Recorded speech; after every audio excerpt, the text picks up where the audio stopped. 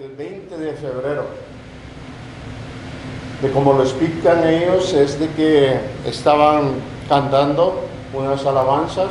Este es un templo que hay dentro de la universidad. La universidad supuestamente es una universidad cristiana, donde usted puede ir a sacar sus títulos teológicos.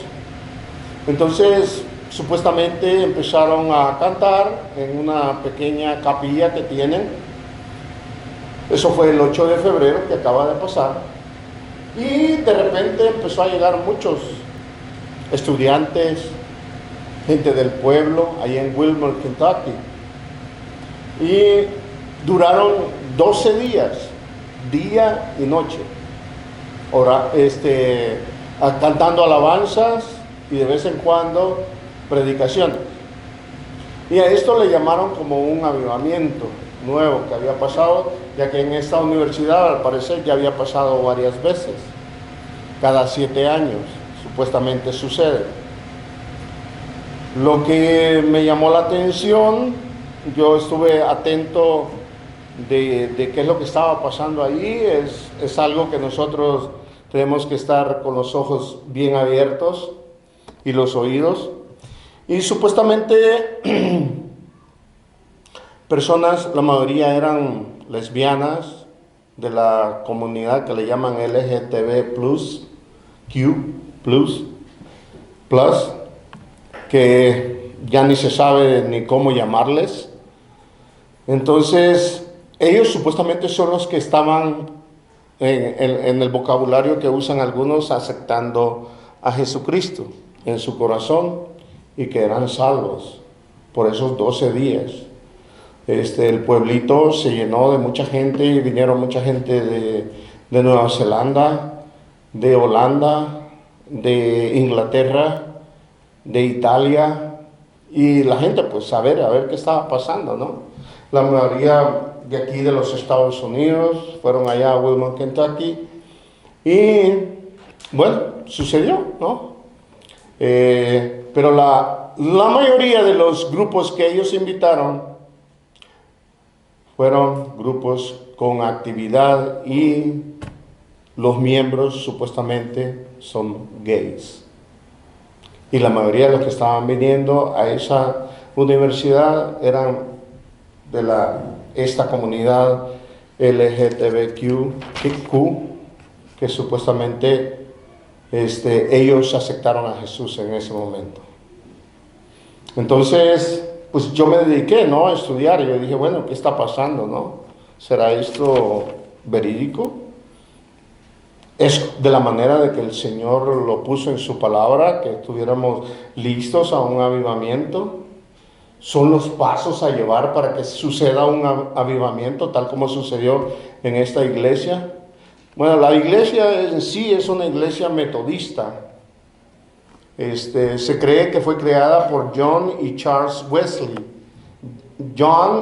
Juan Wesley es uno de los reformadores puritanos que estuvieron presentes en 1729, es cuando él empezó a crear esta iglesia, la iglesia metodista. Realmente tienen una doctrina bastante muy semejante a la doctrina de la gracia, que creemos de que es la gracia de Dios, la cual nos salva, no necesitamos hacer nada. Ellos creen en la Trinidad, ellos creen que Cristo es Dios nacido de una virgen, resucitó al tercer día y luego vendrá. Entonces casi todas las cosas que ellos creen realmente son muy interesantes. Y sabemos, no sé si han escuchado de John Wesley o Juan Wesley, si le quiere hablar, si quiere que se le diga en español. Fue uno de los puritanos que más empezó a depurar la doctrina que ya venía de la Iglesia Católica, y que durante la Reforma no se terminó, y ellos siguieron depurando la doctrina. El único problema donde ellos, yo indagué sobre ellos, es de que creen de que ellos van a obtener su santificación, su santidad, así en el cuerpo, en vida. O sea, que no va a haber acción del Espíritu Santo, arrebatamiento, para que usted llegue a ser santo. Ellos creen que al llegar, que antes de usted morir, si usted sigue santificando, al final, antes de morirse, usted ya va a ser santo. Que se va a ir sin ningún pecado. ¿Ok? Entonces, esa es la única diferencia con la doctrina de la gracia que nosotros creemos y que es la que está en la Biblia. ¿Amén? Entonces yo, indagando, empecé a escudriñar las Escrituras para buscar cuál movimiento en la Biblia se parece un poquito más a los avivamientos y cómo es que suceden. De acuerdo a las Escrituras, no porque alguien lo diga, no porque alguien lo prepare, no porque alguien piense de que debe de hacerlo, porque la iglesia lo necesita y porque es bueno para el Estado, para el país. En fin, la mayoría de los avivamientos han sucedido aquí en los Estados Unidos y en Inglaterra, los supuestos avivamientos. Entonces, también indagando acerca de qué significa avivamiento y cómo lo ponen algunos puritanos, encontré a Jonathan Edwards, que es uno de los más respetados cristianos evangélicos de aquí de los Estados Unidos. Entonces, él lo describe así: impartir vida a los muertos y salud a los que están muriéndose. Eso sería un avivamiento. Y dígame si no, eso pasa todos los días, cuando un pecador se arrepiente. Eso pasa cada día. Y ese es como Jonathan Edwards lo describe. Hay otro de los puritanos que se llama Duncan Campbell, que también lo describe de esta manera: una comunidad rebosante de Dios. Yo creo que esa es la forma un poquito más acertada. Hay otro que se llama Evan Roberts, que lo describe de esta manera: una iglesia de rodillas que es irresistible. Y esa es la que yo más me estoy acercando en lo que creo que la palabra de Dios nos pide. Amén. Entonces vamos a Hechos, al libro de los Hechos, con los versículos que comenzamos. Y vamos a ver la escena del primer avivamiento de la iglesia del Señor Jesucristo.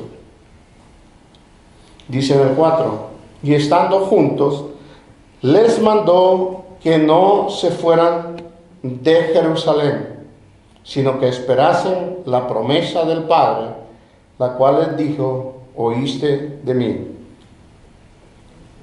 Entonces los apóstoles, este es el momento donde Jesucristo ya ha resucitado, muchos lo han visto, muchos por 40 días lo vieron y todo, y este es antes de su ascensión al cielo. Antes de ir al cielo, él les dice estas palabras, amén, y les dice que no se fueran de Jerusalén, que se estuvieran allí, porque aunque habían andado con el Señor Jesucristo 3 años, ellos no estaban listos.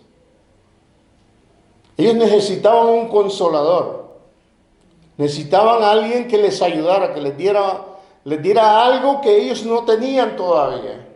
Porque acuérdense que ellos se apoyaban mucho en Jesucristo, que si el Señor se va, unos tenían miedo que lo crucificaran, otros no sabían qué hacer, pensaban que ya se había muerto, ya se acabó, Él no va a resucitar. Se les había olvidado que les había dicho varias veces que era necesario que Él muriera y que iba a resucitar al tercer día. Mas sin embargo, ¿quiénes fueron a la tumba a buscarlo al tercer día? Fueron las mujeres. No fue ningún apóstol, fueron las mujeres. Escucharon la palabra, se acordaron: es tercer día, vamos a buscar al Señor, ya resucitó. Y los hombres, los apóstoles, pues no se aparecieron. Y vinieron las mujeres y empezaron a dar la noticia, ¿no? El mejor método que puede dar para que usted pueda dar una noticia. También los. Entonces dice que no se fuesen de Jerusalén, sino que esperasen la promesa de quién. ¿De quién era la promesa? Era del Padre. Esa promesa venía desde Joel. Esa promesa ya la había dado el Padre. Entonces, si nosotros vamos a buscar un avivamiento, pensamos que va a haber un avivamiento, indaguemos en las Escrituras. ¿De dónde tiene que venir la palabra primero? Del Padre. El Padre es el que tiene que decir, esto va a suceder. El Padre es el que va a dictar cómo va a suceder las cosas. Amén. Y entonces dice, no solo que el Padre fue su promesa, ya ve que todo lo que Él promete lo cumple, no como nosotros, ¿no? Señor, si tú haces esto, yo cambiaré, yo haré tal cosa. No le proponemos nunca nada al Señor, porque nosotros no cumplimos, mas Él sí. Entonces, cuando hay una promesa del Padre, nosotros sabemos que va a suceder. Si el Padre dice su palabra, este es mi Hijo, en el cual yo tengo complacencia, oír, es a Él que tenemos que oír también. Y por eso Él lo dice. El cual les digo, oíste de mí. Lo escuchamos del Padre y Jesucristo lo vuelve a decir, como diciendo, lo que el Padre me dijo, también lo oíste de mí. No va a ser de que de repente alguien se va a nombrar apóstol y va a empezar a decir cosas que la palabra no dijo y ni siquiera lo dijo Jesucristo. Entonces tenemos que estar muy, muy atentos a cómo es que nosotros debemos de identificar estos eventos. Es más, cualquier evento,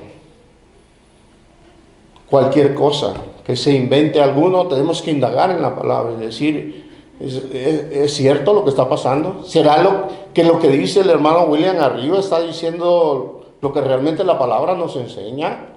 Es por eso que le pedimos de que cada uno de ustedes indague en las Escrituras, de todo lo que nosotros le predicamos, el pastor o yo o algún otro siervo que venga aquí.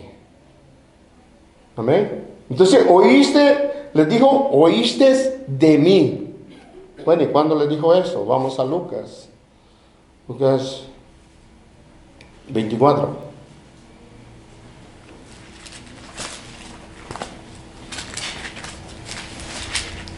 Lucas 24, 49.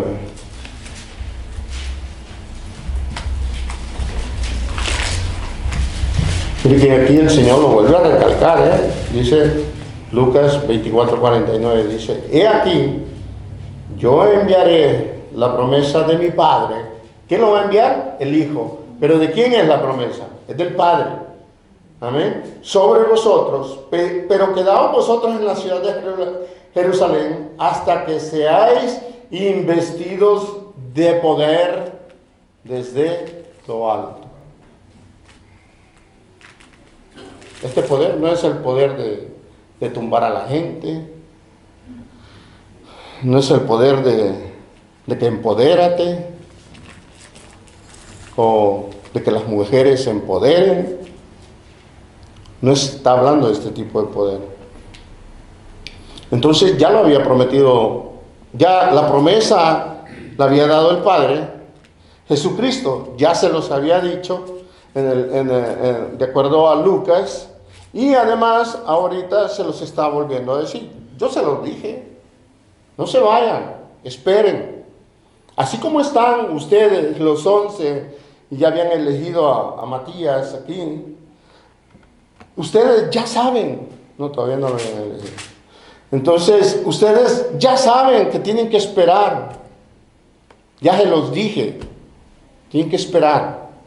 No podemos actuar sin la palabra. No podemos actuar hay veces. Hay veces tenemos que esperar hasta que el Señor nos diga, haz tal cosa, haz la otra.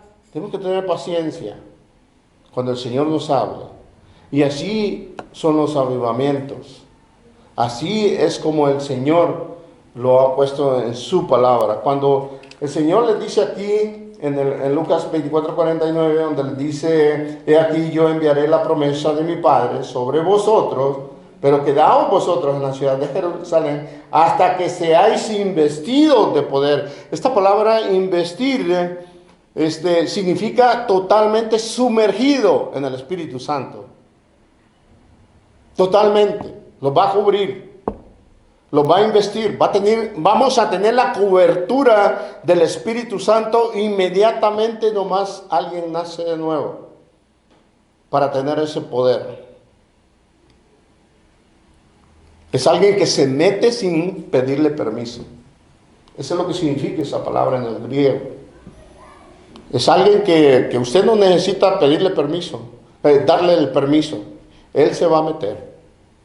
Cuando ve que está un corazón dispuesto a adorarle, dispuesto a seguirle, que ha identificado de que para uno estar en esta vida, uno es un esclavo, entonces necesita la acción del Espíritu Santo para que nosotros seamos investidos con poder.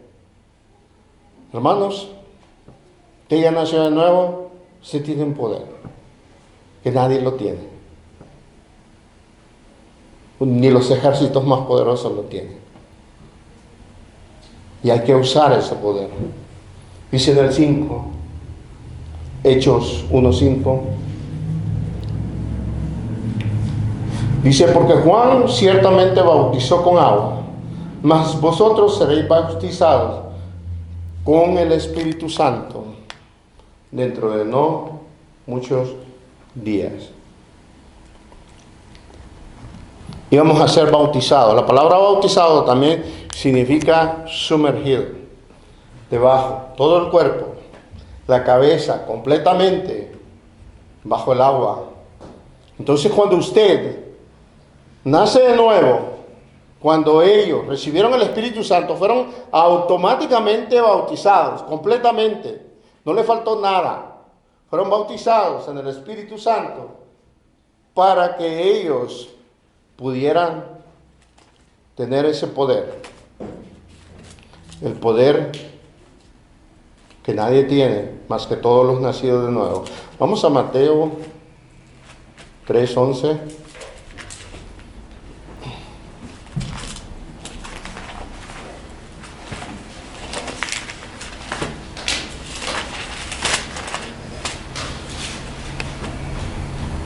Y dice, yo os bautizo en agua para arrepentimiento. Este es Juan el Bautista.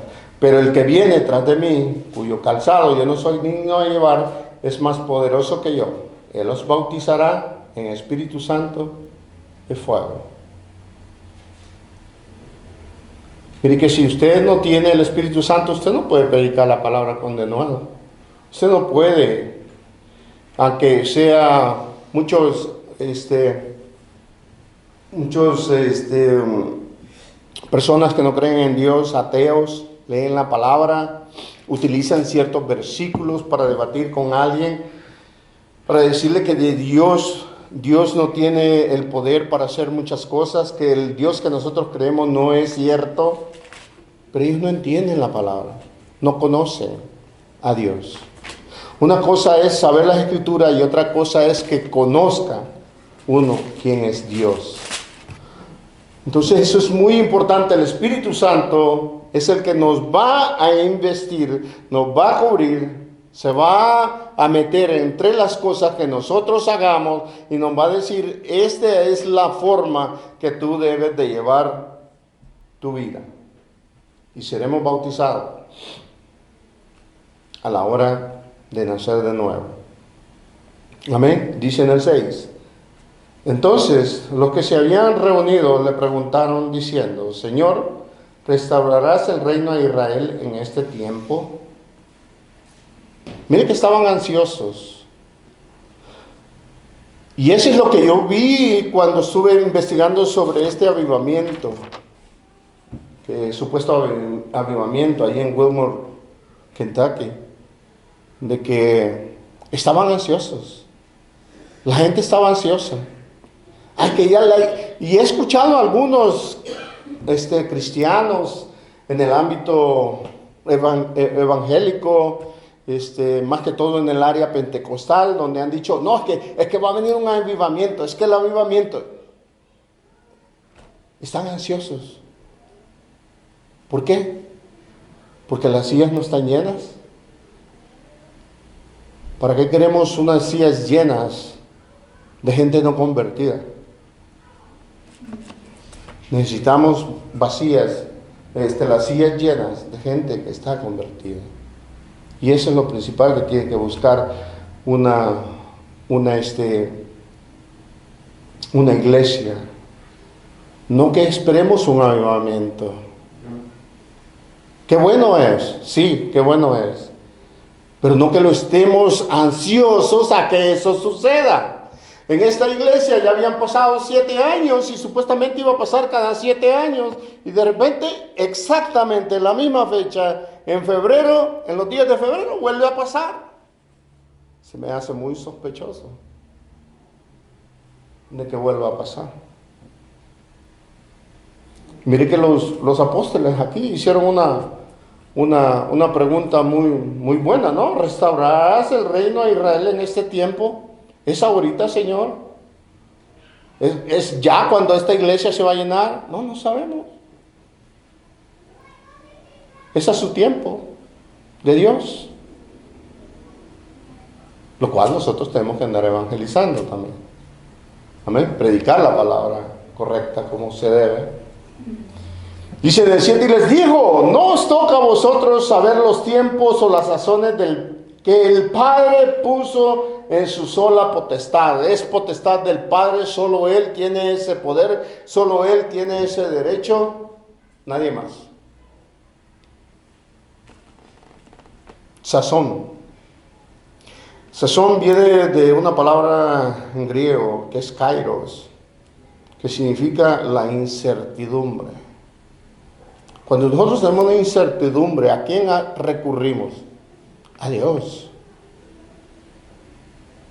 Amén. Por eso les dice, no os toca a ustedes saber cuándo o estar ansiosos cuándo van a suceder las ciertas cosas. Esperemos. Tenemos que esperar pacientemente. Y para eso se nos ha dado el Espíritu Santo, para que usemos la paciencia que Él nos da.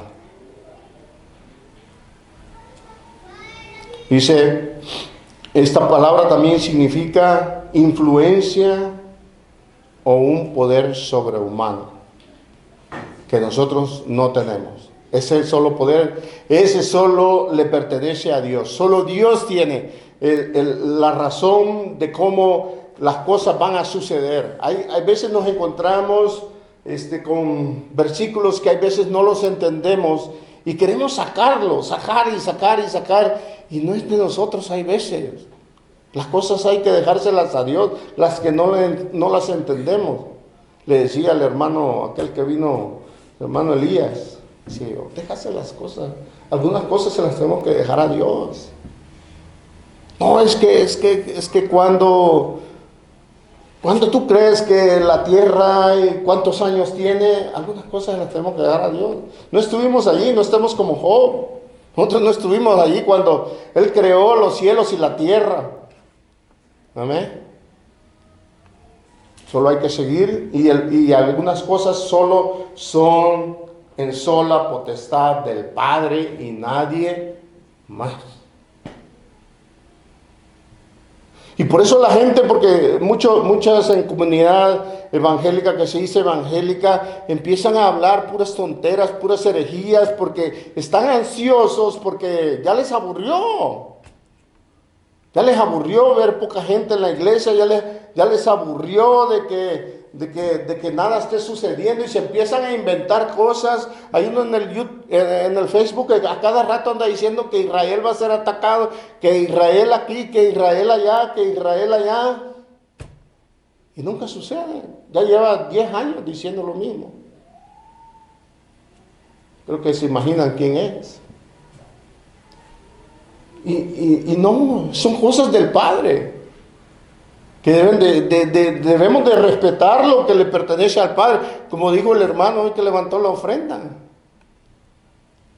Lo que es de Dios es de Dios, lo que es del César es del César. Lo que es del Señor es del Señor, es para el Señor. Mire, si nos empezamos a preocupar por todas esas cosas, entonces nos vamos a fijar en el gobierno. ¿Qué poder tiene el gobierno? ¿Sabe qué? El Espíritu Santo tiene más poder que cualquier gobierno, que cualquier ataque, que cualquier guerra, que cualquier pandemia, que cualquier cosa, que cualquier enfermedad. Hemos visto milagros. Y yo sé que milagros van a seguir sucediendo. Dios usa doctores, usa presidentes, usa gobernantes para que su poder se manifieste. Amén. Y dice en el 8, Hechos 1:8, pero recibiréis poder cuando haya venido sobre vosotros el Espíritu Santo, y me seréis testigos en Jerusalén, en toda Judea, en Samaria y hasta lo último de la tierra.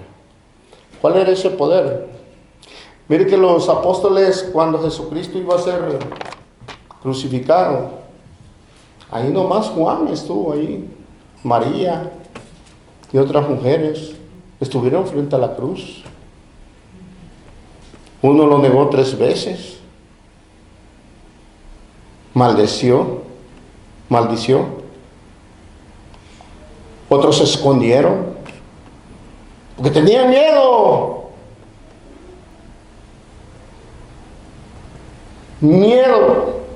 Y el poder que el Espíritu Santo les iba a dar era para que ellos no tuvieran más miedo. Y dice, y me seréis testigo. Esta palabra testigo es martureo, que significa ser mártir, morir por Jesús. Y les pasó a todos. El único que murió de anciano fue Juan. Unos fueron crucificados, cabeza abajo, otros traspasados por lanzas, otros crucificados, otros a los leones, otros quemados en aceite. Otros le cortaron la cabeza como a Pablo. Solo Juan murió de viejo, de acuerdo a la historia cristiana. Y ese es el poder que ellos necesitaban para que el Evangelio se extendiera a todo el mundo. Ese poder es dunamis. Ese poder es para entender las Escrituras, para saber que yo no puedo nada, que yo no sé nada, que yo no puedo llegar al cielo si no es por Cristo, si no es por el Espíritu Santo. Ese poder es para predicar el Evangelio, para que no tengamos miedo. Ellos tenían miedo, es más, ellos siguieron teniendo miedo. Ellos no querían salir de Jerusalén. Vino el Señor y levantó a Saulo para perseguirlos. Y solo así salieron de Jerusalén.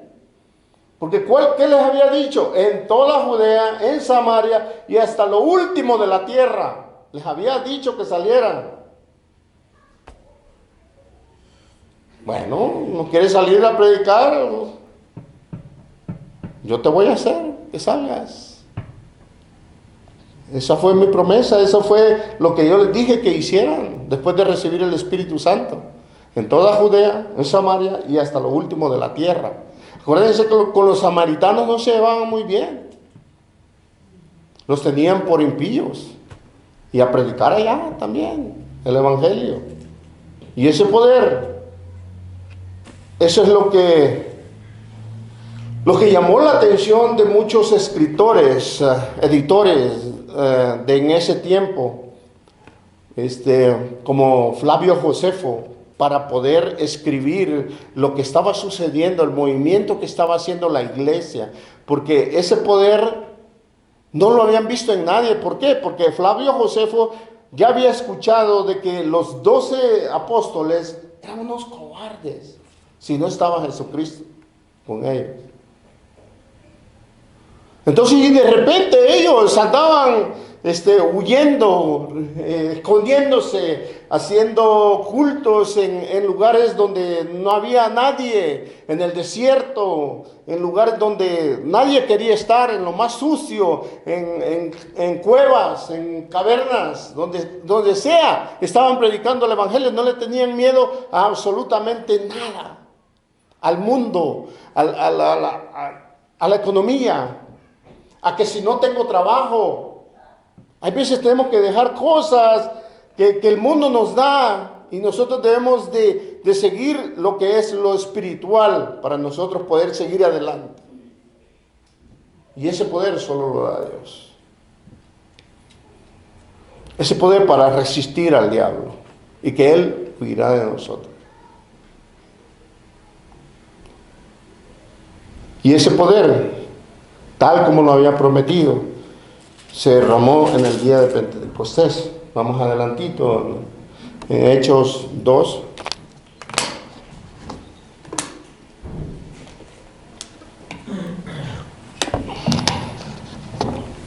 Hechos 2, 14.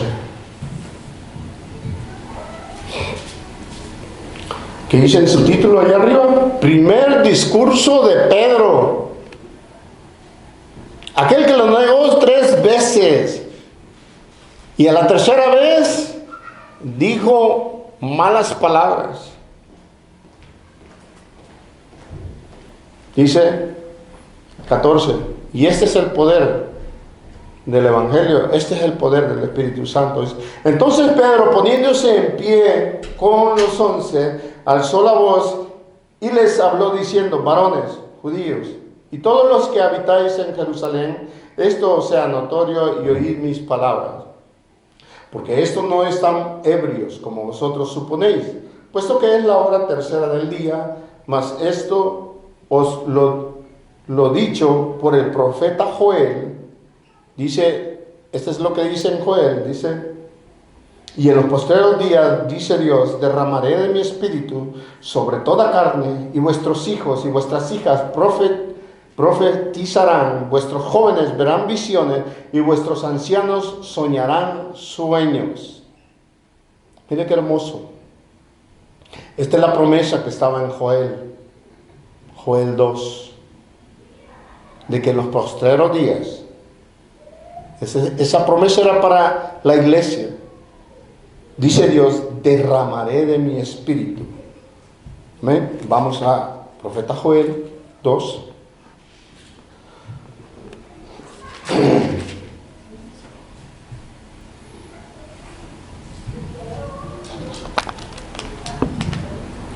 Mire que el Padre ya lo había prometido. ¿Quién? El Padre. La promesa era del Padre. En Joel. Cientos de años antes de que sucediera. Joel 2, 14.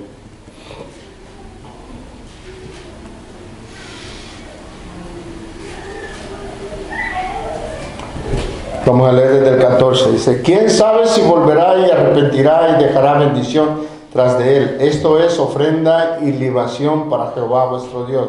Tocar trompeta en Sión, proclamar ayuno, convocada asamblea. Mire qué es lo que estaba diciendo el profeta Joel: que se preparara el pueblo. ¿Con qué? Con ayuno. Y acuérdense que cuando los 12 recibieron el Espíritu Santo, ellos estaban juntos. Estaban orando, me imagino, estaban orando. Estaban en la fiesta de Pentecostés, lo cual ellos tenían que estar afuera comiendo y todo eso. Y no, ellos estaban juntos, unánime. Los 120 estaban en oración. Y me imagino que en ayuno. Cuando esta iglesia allá en Wilmore, Kentucky, me imagino que no estaban ni en ayuno. Realmente tanta cobertura que tuvo de la televisión que nadie mencionó ayuno. Nadie mencionó nada de eso. Dice el 16, dice: reunid al pueblo, santificad la reunión, juntad a los ancianos, congregad a los niños y a los que maman. Salga de su cámara el novio y su tálamo la novia. entre la entrada y el altar lloren los sacerdotes ministros de Jehová y digan: perdona, oh Jehová, a tu pueblo. Es una oración. Cuando sucedan avivamientos, cuando querramos de que una familiar, un amigo, alguien que le hemos predicado, la palabra se convierta y haya un avivamiento en su corazón, oremos, ayunemos. Amén. Dice: perdona, oh Jehová, a tu pueblo y no entregues el aprobio tu heredad, para que las naciones se enseñoreen de ella, porque han de decir entre los pueblos: ¿dónde está tu Dios? Y Jehová, solícito por su tierra, perdonará a su pueblo. Responderá Jehová y dirá a su pueblo: he aquí os envío pan, mosto y aceite, y seréis saciados. ¿Se acuerdan de ese canto? Y aquí es donde lo sacaron. De ellos: y nunca más os pondré en aprobio entre las naciones. Saltémonos hasta el 28. Dice: y después de esto, ¿después de qué? De que ayunen, de que oren, de que inviten al pueblo a estudiar la palabra, de que pidan perdón a Jehová. Entonces dice: y después de esto derramaré mi espíritu sobre toda carne. No va a ser porque usted hace una proclama del año de no sé qué, del año de aquí que allá, o porque de repente se les ocurrió hacer un evento y ya todo el mundo se convirtieron 5,000 en el estadio allá en Argentina. ¿Y cómo sabemos que son discípulos de Cristo? Dice: y después de esto, después de que de la oración, de que reúnan al pueblo, de que el pueblo se santifique. Mire que dice en el 16: reunid al pueblo, santificad la reunión, juntad a los ancianos, congregad a los niños y a los que maman, a todo el pueblo. ¿Se acuerdan en Nínive? Jonás, hasta los animales los pusieron a ayunar, hasta los animales, para obtener el perdón de Dios, para que toda la fuerza del poder de Dios no los tocara. Se arrepintieron. Claro, los de Nínive fue un rato, pero estos, los 3,000 a los cuales Pedro le estaba predicando, dice, sigamos leyendo en el 28: y después de esto derramaré mi espíritu sobre toda carne, y profetizarán vuestros hijos y vuestras hijas, vuestros ancianos soñarán sueños, y vuestros jóvenes verán visiones, y también sobre los siervos y las siervas derramaré mi espíritu en aquellos días. Y daré prodigios en el cielo y en la tierra, sangre y fuego y columnas de fuego. El sol se convertirá en tinieblas y la luna en sangre antes que venga el día grande y espantoso de Jehová. Todo esto es para que nomás nació la iglesia. Es un proceso hasta el final. Es un proceso en el cual nosotros debemos ¿qué? Estar ayunando, orando, leyendo la palabra, santificar nuestras vidas, no dejando de congregarnos. Todo eso. Queremos un avivamiento. Queremos ver cómo Dios hace maravillas. Recordemos las palabras de Evan Roberts: una iglesia entera de rodillas es irresistible. Una iglesia entera de rodillas es irresistible.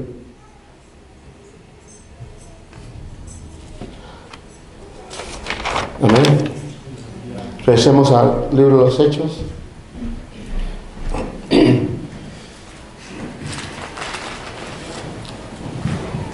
2:38.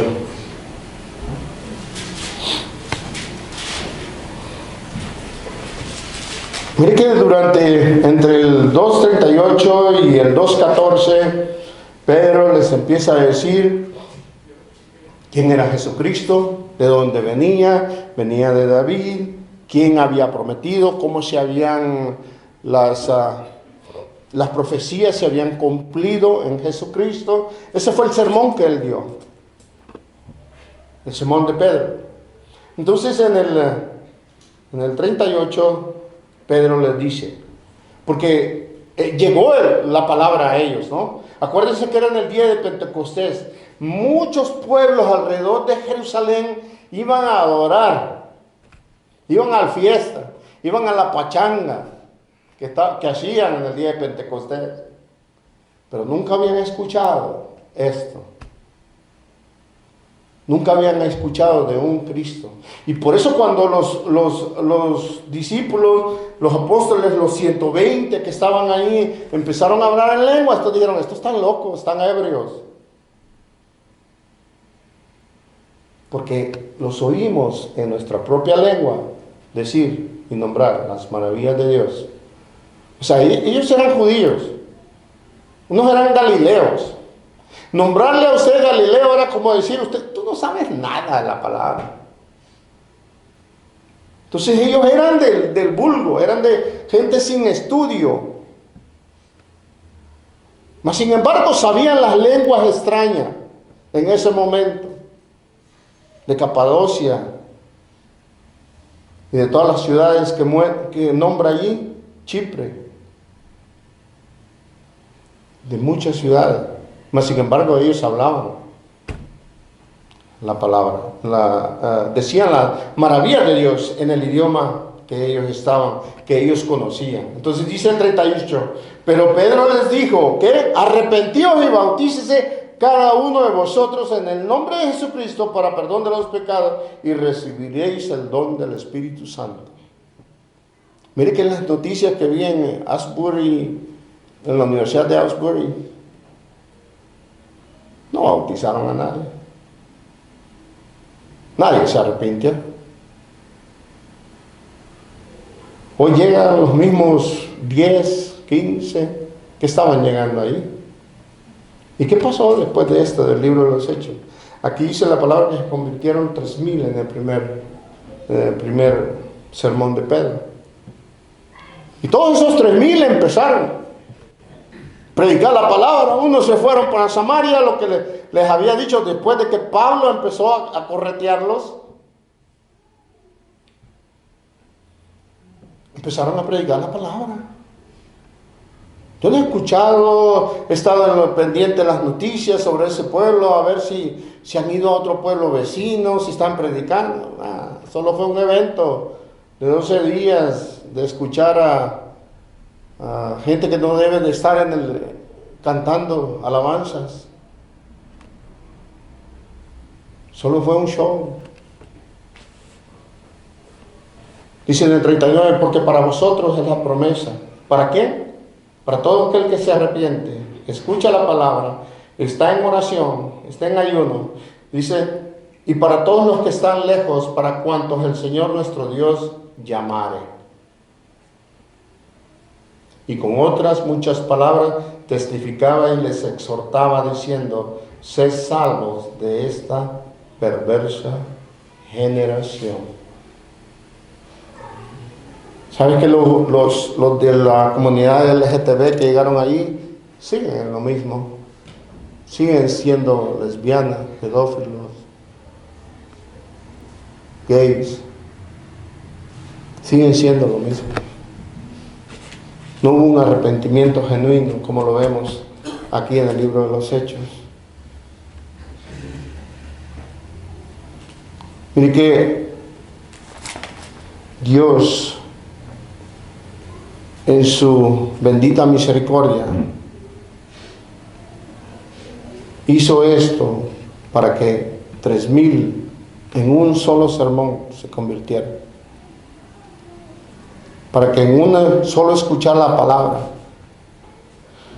llegaran a ese avivamiento que nosotros necesitamos, a veces aquel que no se ha convertido, de que un día aquí en el corazón yo pueda decir, Señor, tú me conoces ahora. Porque nosotros podemos conocer, escuchar de un Jesús, escuchar de un Dios, escuchar de un Espíritu Santo, pero Él no nos conoce. Conocerte significa tener una relación como de matrimonio con alguien.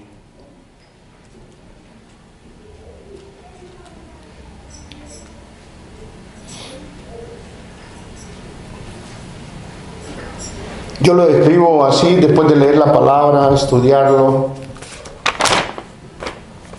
y para que tal vez alguna otra vez escuchemos otro avivamiento. Dice, un verdadero avivamiento del Espíritu Santo resulta en un marcado incremento de vida espiritual en un gran número de entre el pueblo de Dios, como sucedió en el Hecho de los Apóstoles, acompañado de una conciencia sobre la presencia, oración, adoración, profunda convicción, saber que somos pecadores, junto con un anhelo de santidad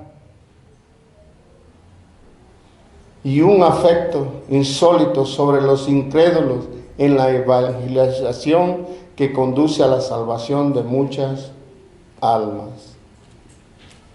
Los avivamientos son para que las almas se conviertan, para que el que era fornicario ya no fornique más, para que el que era idólatra no sea más idólatra, para que el que era borracho no sea más borracho, para que el mentiroso ya no sea más mentiroso. Para eso son los avivamientos. Y eso sucede a diario. Muchos se están convirtiendo, así como muchos van al infierno, muchos se están convirtiendo, y hay muchos que están guiando, que son ciegos y están guiando a mucha gente a la perdición. Escuché una frase hace poco que dijo que un predicador de sana doctrina dijo, hay muchos que están buscando demonios en cada cosa que ven, en una palabra, en el color de camisa de alguien, en una nube. Anda buscando demonios en la pizza, en las sopas Maruchan, en todo. Pero en la iglesia se están comiendo doctrina de demonios. A mí me impactó esa frase de la persona que lo dijo. Porque hay muchas iglesias que están siendo engañadas a través de muchas cosas antibíblicas, de muchas cosas. ¿Todo por qué? Por no estar en oración, lectura de la palabra.